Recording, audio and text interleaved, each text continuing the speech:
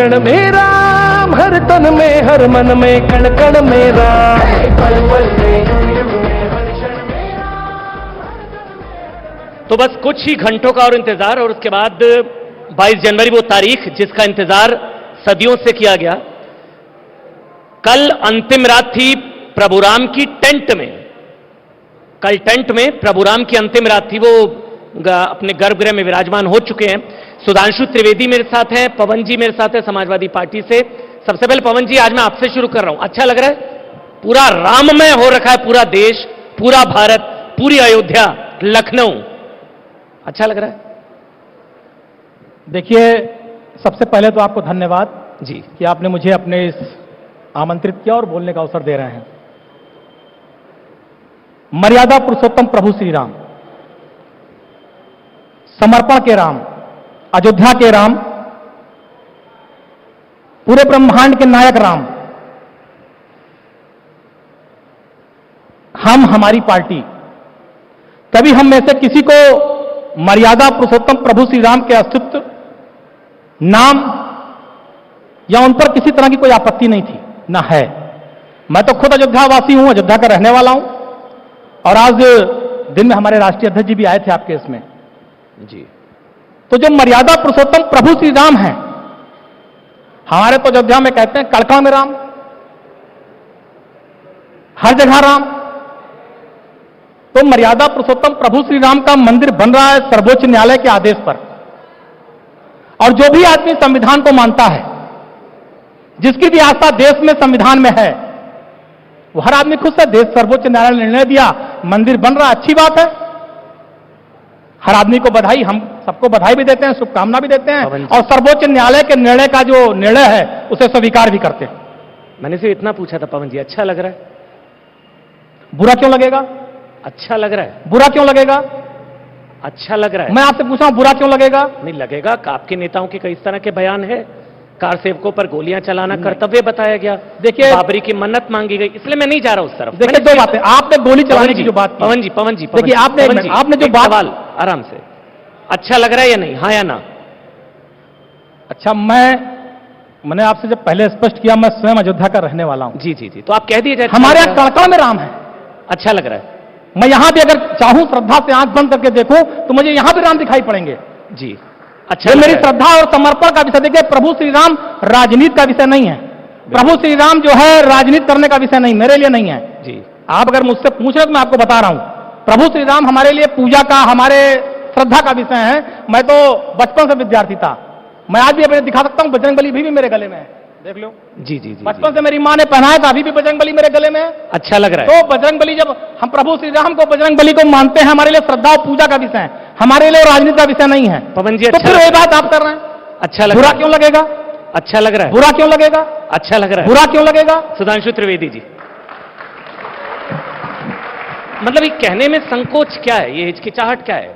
अच्छा लग रहा है, उत्साह है, उमंग है, उल्लास है, रामोत्सव है, राष्ट्रीय उत्सव है। मैंने शायद 10 बार पूछा अच्छा लग रहा है, वो कह रहे हैं बुरा क्यों लगेगा? देखिए, वो समाजवादी पार्टी की युवा पीढ़ी का प्रतिनिधित्व करते हैं, तो आप कम से कम इतना तो बात है कि कोई बुरा तो नहीं कह रहा है ना।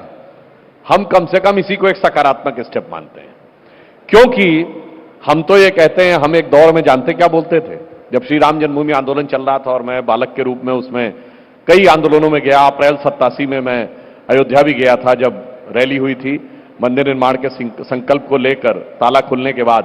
तो हम लोग कहते थे, रोम रोम में रमा है राम का पवित्र नाम, राम का ललाम धाम कैसे भूल जाएंगे, और जन्मभूमि को अनेक बार दे चुके हैं रक्त, वक्त जो पड़ा तो रक्त और भी चढ़ाएंगे। मगर आज देखिए, भगवान ने वो दिन दिखाया है कि सर्वत्र जो इन्होंने कहा कि कण कण में राम है, तो जो तुलसी ने कहा था, सिया राम मैं सब जग जानी, करहूं प्रणाम जोर जुग पानी, तो अब सब तरफ दिखाई पड़ रहे हैं और इस रूप में दिखाई पड़ रहे हैं। ये राम की कृपा देखिए, राम की महिमा देखिए, राम की लीला देखिए कि किसी जमाने में कहा जाता था परिंदा पर नहीं मार पाएगा, आज 100 जहाज आकर 22 तारीख को उतरेंगे और इतने जहाज आच्छादित दिखाई पड़ेंगे कि ऐसा लगेगा कि उस युग में एक पुष्पक विमान उतरा था, आज कतार लगी होगी एक के बाद एक विमान उतरने की। तो मैं कहता हूं, एक सकारात्मक दृष्टि से देखें, भविष्य के लिए हम लोग यहां कहा जाता है ना, गता सूनश्य अगता सूनश्य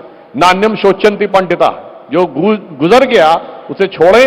और अब हम तो राम के उस आदर्श में विचार करते हैं, बैर न कर काहू सन कोई, राम प्रताप विषमता खोई। किसी से कोई बैर नहीं है, सबसे विषमता समाप्त। इसीलिए श्री राम जन्मभूमि न्यास को देखिए, उसने किस किस को इनवाइट किया, विरोध करने वालों को इनवाइट किया, गोली चलवाने वालों को इनवाइट किया, जो बाबरी मस्जिद के पक्षकार थे इकबाल अंसारी, उनको भी इनवाइट किया। यह हिंदू धर्म की, श्री राम की मर्यादा की, महानता की, उदारता की उस परंपरा के अनुरूप है जिसमें कहा जाता है कि जब रावण मृत्युशैया पे पड़ा था तब भगवान राम ने लक्ष्मण से कहा था, जाओ, ये भले ही राक्षस है परंतु इसके पास एक गुण है, जो इसके पास ज्ञान है वो इससे ले लो। तो हम तो उसमें विचार करते हैं, यदि किसी के पास एक गुण भी है तो उसका हम सम्मान करते हैं। तो मैं कहता हूं, आज मोदी जी के नेतृत्व में भारत जिस महानता के साथ आगे बढ़ रहा है, उसमें उदारता का भी वो लक्षण है जो श्री राम जन्मभूमि के मंदिर के निर्माण से श्री राम जन्मभूमि के आदर्श के रूप में प्रकट होगा। लेकिन सुधांशु जी, रावण भी था, रावण भी सनातन विरोधी तो नहीं था, सनातन के सफाई की बात तो नहीं करता था। आपने जो भी तुलना की परोक्ष रूप से, रावण भी था, कम से कम सनातन विरोधी नहीं था, सनातन के सफाई की बात नहीं करता था। और जो पूरी रामायण रची गई वो किस तरह से रची गई वो भी आप जानते हैं, कम से कम सनातन विरोधी तो नहीं था। देखिए, समस्या क्या हो गई है कि कुछ लोग उनकी सुई पुराने जमाने में अटक गई है। मैं बहुत स्पष्ट कहना चाहता हूं, पहले भी मैंने कहा था, ये जो इरेडिकेशन ऑफ सनातन धर्म चेन्नई में कॉन्फ्रेंस हुई, कोई स्टेटमेंट नहीं था, मतलब हिंदी में कहें तो हिंदू धर्म का समूल नाश, इस विषय के ऊपर बाकायदा एक सेमिनार हो रहा है कैसे करना। और ये ऐसे नहीं था अमन जी, मैं आपके करोड़ों दर्शकों को बताना चाहता हूं, पिछले साल आपने देखा होगा कि दुनिया में कई जगहों पे कॉन्फ्रेंस हुई, डिसमेंटलिंग ग्लोबल हिंदुत्व, यानी सारी दुनिया से हिंदुत्व को कैसे नष्ट करना है। फिर यहां आया हिंदू धर्म का समूल नाश करना है। ये जानते कौन से लोग हैं? ये वो लोग हैं जिनको 1960 के दशक में, 70 के दशक में विदेशी शक्तियों के द्वारा एक एजेंडा दिया गया था। मैं ये नहीं कह रहा हूं इन लोगों को पता है, ये लोग तो उस जमाने में बहुत बच्चे रहे होंगे, ये उसके टूल बन गए हैं, पता नहीं जाने अनजाने। और अब मैं कहता हूं दर्शकों से, मेरी बात पे भरोसा मत करिए, ये जो बड़ी बड़ी इंटेलिजेंस एजेंसीज थी, इनके जो डॉक्यूमेंट डिक्लासिफाइड हुए हैं, केजीबी के, सीआईए के, पढ़िए कैसे भारत में हिंदू धर्म को नष्ट करने के लिए बाकायदा एक दुष्प्रचार का अभियान चलाया गया था, ताकि हर व्यक्ति के मन में अपनी संस्कृति धर्म के लिए हीन भावना नहीं, घृणा का भाव आए। क्योंकि किसी को इसको मार्केट सोसाइटी में कन्वर्ट करना था, किसी को पूरे भारत को कम्युनिस्ट बनाना था। और रेफरेंस के लिए भी बता दूं, Mitrokhin's archive, KGB and the world part 2 पढ़ लीजिए, यूरी ब्रैजमनेव के संस्मरण पढ़ लीजिए, यवग्ना एल्बर्टस की किताब स्टेट विद इन स्टेट पढ़ लीजिए, और सीआईए के एक अधिकारी की किताब in conversation with the crow पढ़ लीजिए, सारा स्पष्ट हो जाएगा। ये आज जो बोल रहे हैं ना, ये उसके बचे खुचे हैं। मगर चिंता मत करिए, एक वक्त वो था और एक वक्त ये है। ये वक्त जानते क्या है? हम इस समय उत्तर प्रदेश में बैठे हैं। एक दौर था, ढांचा गिरने के बाद हम लोगों की सरकार नहीं आ पाई थी उत्तर प्रदेश में। बीजेपी के 178 एमएलए थे, 107 सपा के थे, 67 बसपा के थे, दोनों मिलाकर भी 74 हो रहे थे। तब 56 कांग्रेस ने सपोर्ट करके बनाए थे जी। और एक नारा चला था, मिले मुलायम काशी राम, हवा में उड़ गए जय श्री राम। तब हमारी एक नेत्री ने कहा था कि वो शक्ति में थोड़ी सी कमी रह गई है, जिस दिन आप वास्तविक शक्ति दिखाएंगे उस दिन जो नारा लगता है कि मिले मुलायम काशी राम, हवा में उड़ गए जय श्री राम, उस दिन नारा हो जाएगा क्या मुलायम क्या काशी राम, सारे बोलेंगे जय श्री राम। और वो आज दिखने लगा है। तो मैं सुखद अनुभूति है कि सभी जय श्री राम बोल रहे हैं। आपको क्यों लगता है ये इलेक्शन गिमिक है बीजेपी के लिए? प्रभु राम इनके लिए राजनीतिक मुद्दा आपको क्यों लगते हैं, और क्यों विपक्षी पार्टियां 22 जनवरी को निमंत्रण को ठुकरा रही हैं? पवन जी, मैं आपकी बात का उत्तर दूंगा। उसके पहले जो आदरणीय सुधांशु त्रिवेदी जी ने कहा कि हमने सबको आमंत्रित किया, जिन्होंने विरोध किया उनको भी आमंत्रित किया, सारे लोगों को आमंत्रित किया। एक त्रिलोकीनाथ पांडे जी हुआ करते थे, आप सुप्रीम कोर्ट का आदेश पढ़िएगा, प्रभु श्री राम के बाल सखा थे। क्योंकि प्रभु श्री राम को अयोध्या में बाल रूप में दिखाया गया है, तो त्रिलोकीनाथ पांडे जी बाल सखा थे उनकी डेथ हुई अभी 1 महीना पहले, 2 महीना पहले, 1-2 महीने पहले। आज उनका परिवार गिड़गिड़ा रहा है कि हमें राम जन्मभूमि प्राण प्रतिष्ठा में आमंत्रित किया जाए। तो आप सोचिए भारतीय जनता पार्टी और ट्रस्ट का चरित्र क्या है कि जिन्होंने बाल सखा के रूप में सुप्रीम कोर्ट में मुकदमा लड़ा, और आप उस जजमेंट को सुप्रीम कोर्ट के निकाल कर देख लीजिए, उसमें उनका नाम अंकित है स्वर्गीय त्रिलोकीनाथ पांडे का। आज उनका परिवार को आपने क्यों नहीं बुलाया जो सुप्रीम कोर्ट में लड़े?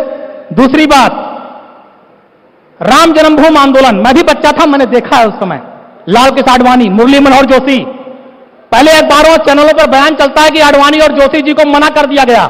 जब सोशल मीडिया से लेकर चैनलों पर बेइज्जती हुई तो विश्व हिंदू परिषद के लोग कार्ड लेकर पहुंच गए। उस समय अयोध्या में कहा जाता था बजरंगी विनय कटियार फायर ब्रांड नेता हुआ करते थे। आज कहां है विनय कटियार? उमा भारती जी उस समय अयोध्या बहुत आती थी, दिन रात लोगों को ललकारती थी। आज उमा भारती जी कहां है? तो आपने किन लोगों को आमंत्रित किया, कैसे आमंत्रित किया और कितने लोगों को अपमानित किया, ये सारे मैंने बहुत ढेर सारे नाम अगर मैं गिनाऊंगा तो मैं अपनी और बातें नहीं कह पाऊंगा। मैंने कुछ उदाहरण देकर बताया कि जो आप बता रहे थे। और राम क्या है? भारतीय जनता पार्टी, एक सेकंड मेरी बात कर लीजिए, एक सेकंड नहीं चाहिए। आपने इतना मौका बड़े भाई को दिया, बीच में उनको भी टोकूंगा। एक सवाल, मैं बहुत छोटा आदमी हूं, 2 मिनट बोलने पवन जी बीच में एक सवाल, क्या आपको, ठीक है अपमान हुआ वो नहीं हुआ त्रिवेदी जी जवाब देंगे, मैं नहीं जवाब दूंगा, लेकिन क्या आपको सहानुभूति है इन लोगों के साथ और आप इनके किए के साथ हैं? पहले मैं अपनी बात पूरी कर लूं। दूसरी बात, नहीं पहली बता, आप अयोध्या की बात करते हैं, मर्यादा पुरुषोत्तम प्रभु श्री राम की बात करते हैं। पवन जी एक सवाल बीच में, क्या कार सेवकों के साथ हैं आप? देखिए बात यहां पर सहानुभूति गलत या सही की नहीं है। कार सेवकों के साथ बात गलत या सही की नहीं है। जो लोग आपके दल के थे, आपको पीड़ा हुई तो क्या लड़ा, भाई अगर आप ये बता रहे हैं कि हमने जो बाबरी मस्जिद के पक्षकार थे जो उसकी तरफ से लड़ रहे थे, हमने उनको निमंत्रण दिया, तो हमारा यह सवाल है कि जो उस लड़ाई को लड़ रहे थे आप उसको कैसे भूल गए? सही लड़ाई लड़ रहे थे वो, सही गलत मैं नहीं जानता। अरे तो आप उनके साथ हैं ना, उनके दर्द में आपको पीड़ा हो रही है भाई, जो आप उनके साथ हैं।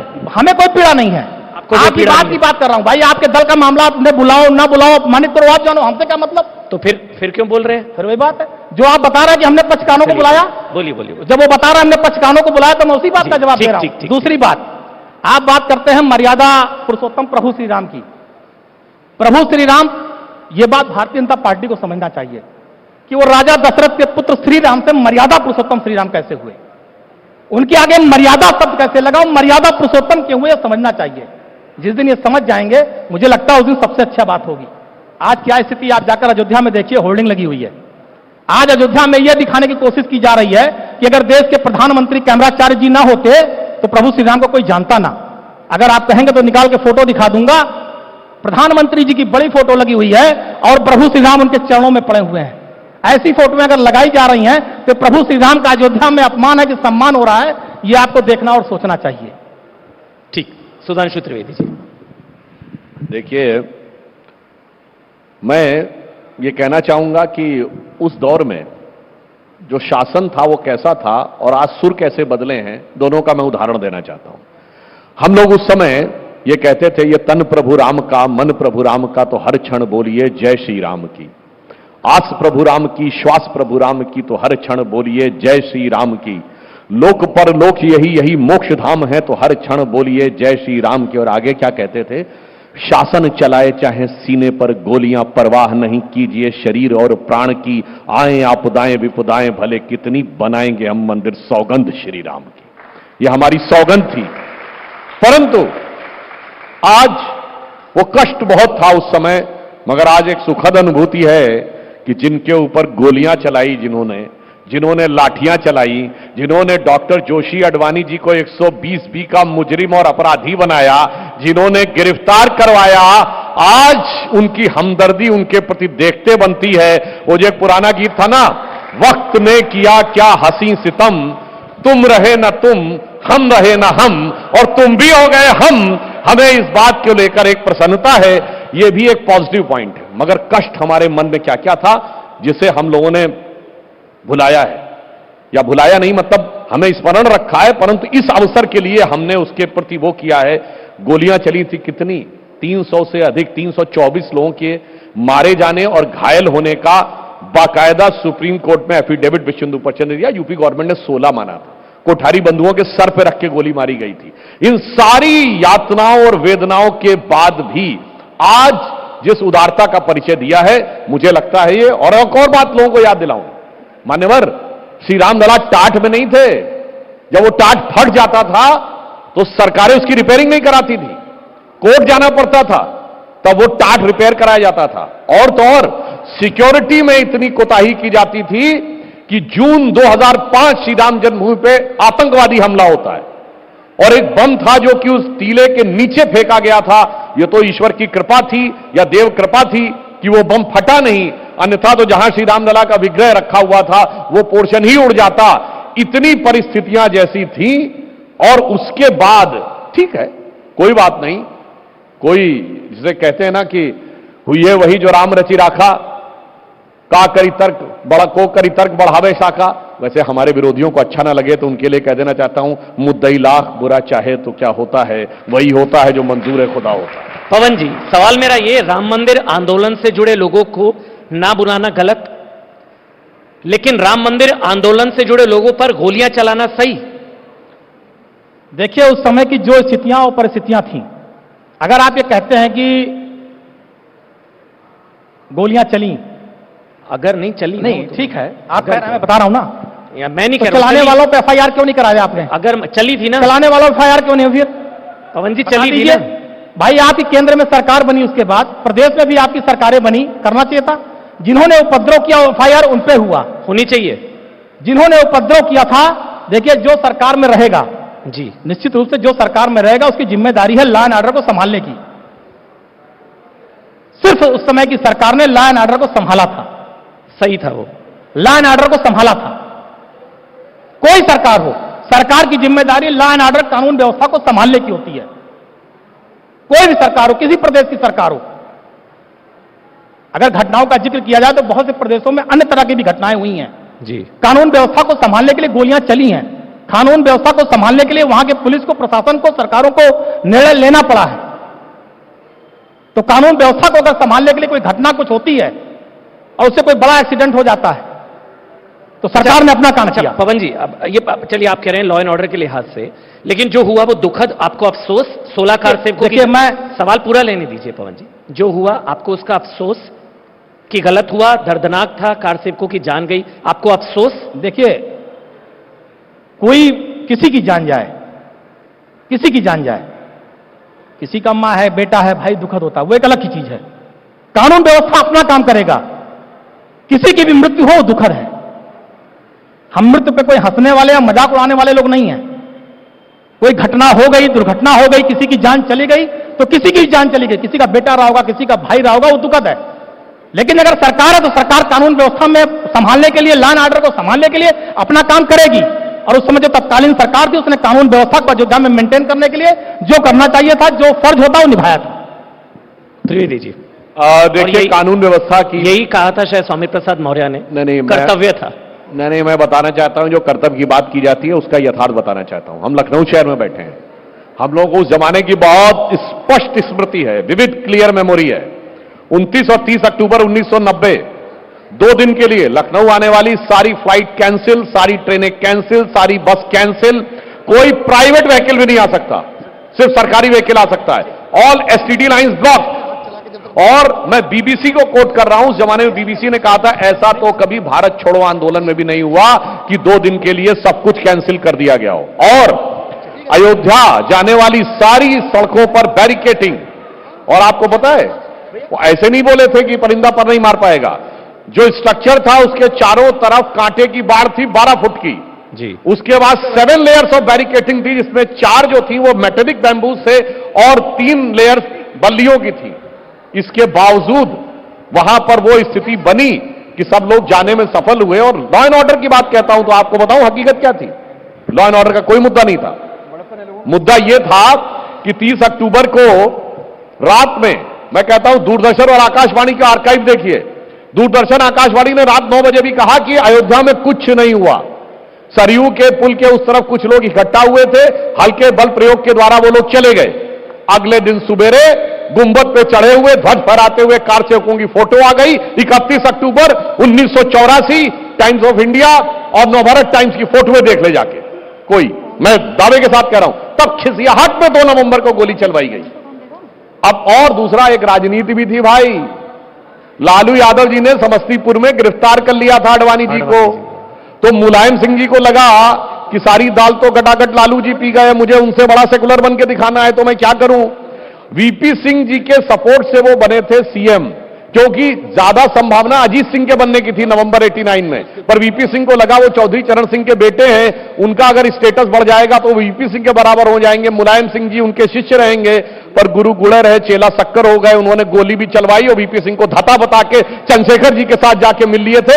मूल राजनीति ये थी, इसका लॉ एंड ऑर्डर से कोई लेना देना नहीं था। आखिरी सवाल पवन भाई आपसे, ये स्वामी प्रसाद मौर्य जो बयान देते हैं अखिलेश जी की जानकारी में होता है या उनके आदेश पर होता है? वो जिस तरह के बयान देते हैं देखिए पता होता है? मतलब मैंने पहले भाई आपके ही चैनल के लोगों ने मुझसे फैजाबाद में भी, अयोध्या में भी पूछा था। जी जी जी जी मैंने हमेशा, उन्होंने जब भी धर्म के खिलाफ या रामचरितमानस के खिलाफ भी बोला था, मैं समाजवादी पार्टी से और आपके मंच पर बहुत जिम्मेदारी से कह रहा हूं जी, मैंने हमेशा उनका पुरजोर विरोध किया है। तभी आपका प्रमोशन नहीं हुआ। मैंने हमेशा, मुझे देखिए, मैं समाजवादी पार्टी का कार्यकर्ता हूं, मुझे प्रमोशन नहीं चाहिए, मैं जैसा हूं उसमें मैं संतुष्ट हूं। पवन भाई स्वामी प्रसाद मौर्य का प्रमोशन हो गया ठीक, था? कोई बात नहीं जी, कोई बात नहीं, मुझे उसकी कोई चिंता नहीं है, लेकिन जो सच था मैंने कहा, और हमारे राष्ट्रीय अध्यक्ष जी ने भी सार्वजनिक रूप से कहा था जी कि आप किसी भी धर्म मजहब पर कोई टिप्पणी नहीं करेंगे, और हमारे राष्ट्रीय अध्यक्ष जी ने भी सार्वजनिक रूप से कभी इस तरह की कोई बात नहीं करते। हमारी समाजवादी पार्टी हमेशा सारे धर्म का, मजहब का, सारे लोगों का आदर करती है, हम भी उसमें विश्वास करते हैं। और उनका प्रमोशन जो होता है रामचरितमानस को नफरती कहने पर उनको राष्ट्रीय महासचिव बना दिया जाता अभी है। उनका अपना भाग्य है, उस पर कोई टिप्पणी नहीं करूंगा। तो भाग्य तो अखिलेश जी तय कर रहे हैं ना पवन भाई? जरा उनके भाग्य तो में- ये वही जो राम, अभी आपने कहा ना, वही है वही जो राम रचि रखा, हाँ जी हाँ जी, तो समझ लीजिए उनका भाग्य है। आखिरी आखिरी सुधांशु जी। देखिए, उनको अपने भाग्य पे बड़ा भरोसा था स्वामी प्रसाद मौर्य को, याद है? अभी 22 चुनाव क्या है, जिधर मैं खड़ा हो जाता हूं वहीं सब चीज जाता है, अब की बार भाजपा का बत्ती गुल हो जाएगी। क्या हुआ? और सोचिए, ये व्यक्ति कहता है कि हिंदू धर्म धोखा है। जब बसपा में था तो नारा क्या था? हाथी नहीं गणेश है, ब्रह्मा विष्णु महेश है। जलवे से मंत्री रहे 5 साल, और इतना ही नारा नहीं था, ब्राह्मण शंख बजाएगा हाथी बढ़ता जाएगा, उसके साथ भी रह लिए। हमारे साथ 5 साल जय श्री राम करके रह लिए। अब जाके कहते हैं बदल गए, और समझिए उनके परिवार की आपने बिगाड़ कर भेजा हमारे यहाँ। एक मिनट सर, पवन जी एक एक करके देखिए, उनकी पार्टी की बहू यानी डिंपल यादव जी ने कहा कि मैं उनकी बात से सहमत नहीं हूं, यानी उनकी पार्टी की बहू उनसे सहमत नहीं है, और उनकी बेटी भाजपा सांसद है। मतलब बहू बेटी को समझा नहीं पा रहे, दुनिया भर को ज्ञान दो पाने बने हुए मेरे भाई। ये आदमी अपने आप में कितना बड़ा धोखा है जो हिंदू धर्म को धोखा कह रहा है। और अब तो भाई एक और थ्योरी है कि भैया उनका भाग्य कहीं ऐसा तो नहीं जहां जहां चरण पड़े स्वामी के ताता बंटा धार। कुछ कुंडली उंडली दिखवा लेनी चाहिए अखिलेश जी को, कि कहीं ऐसा ना हो कि निपटाने के लिए स्वामी आए, वो स्वामी न बना के दास बना दे उनको। बहुत बहुत धन्यवाद पवन भाई, आप जी, बहुत धन्यवाद सुधांशु जी आपका। आपका बहुत बहुत धन्यवाद। बुलाना चाहूंगी न्यूज 18 यूपी के editor Manmohan Rai ji. Sir please आप स्टेज पर आए और आभार व्यक्त करें हमारे दोनों खास मेहमानों का। पल पल में युग युग में हर क्षण में राम, हर तन में हर मन में कण कण में राम। पल पल में युग युग में हर क्षण में राम, हर तन में हर मन में कण कण में राम। राम सिया राम सिया राम, कल्याण बड़ा राम सिया राम सिया राम। राम सिया राम सिया राम, कल्याण बड़ा राम सिया राम सिया राम। पल पल में युग युग में हर क्षण